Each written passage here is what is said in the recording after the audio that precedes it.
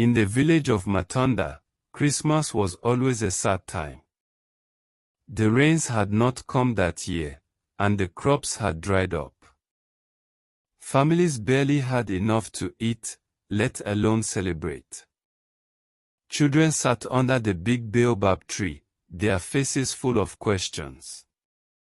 They didn't understand why Christmas wasn't happy like they had heard in stories. Little Ao, a girl with big, hopeful eyes, clutched a stick she had carved into a door. "Mama," she asked, "will Christmas ever feel happy?" Her mother sighed, hiding the tears in her eyes. "Maybe one day, my child," she said softly. That night, as the moon lit up the sky, a strange sound filled the air. It was soft and sweet, like bells ringing far away.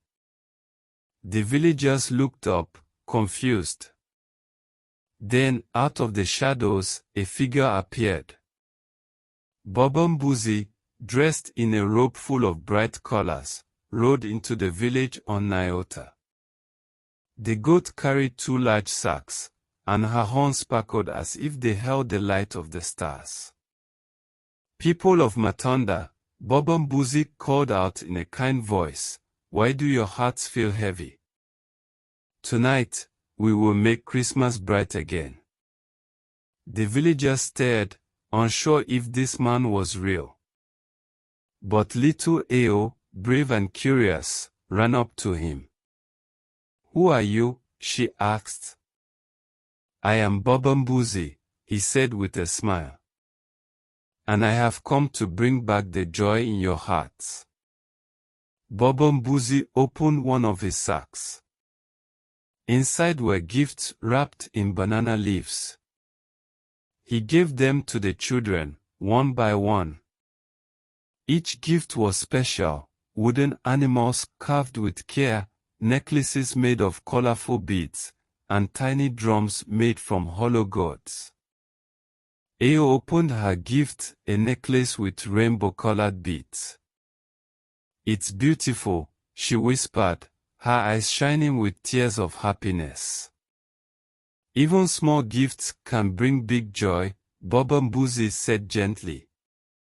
For the parents, Mbuzi opened his second sack.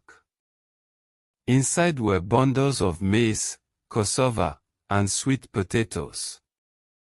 "Cook and share," he told them. "Tonight, no one will go hungry." The villagers began to prepare a feast.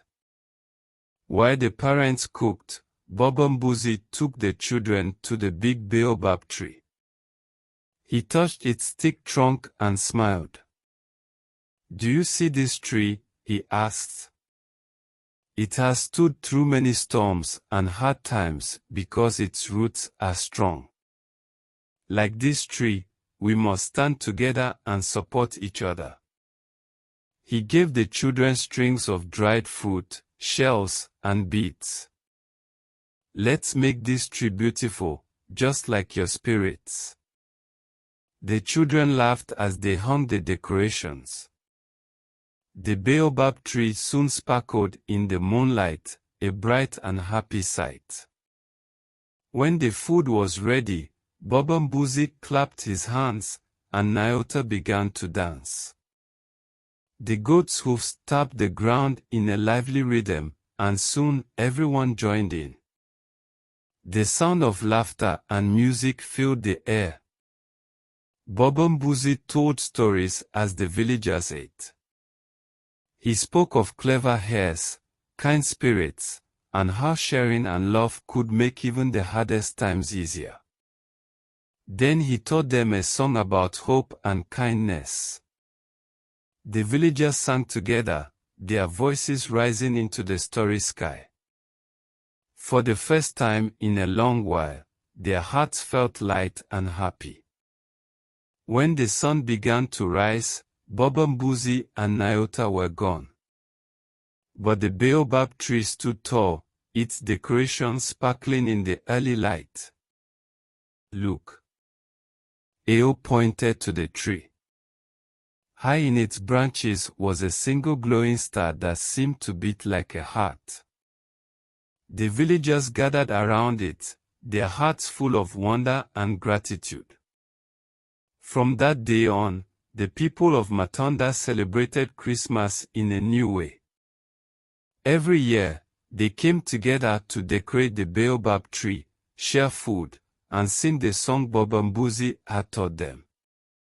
Though they never saw Mbuzi again, they knew he was with them in their kindness, laughter, and love. And whenever someone saw a goat under the stars, they would smile and say, Mbuzi is near. Thanks for watching. Please subscribe, like and share for more.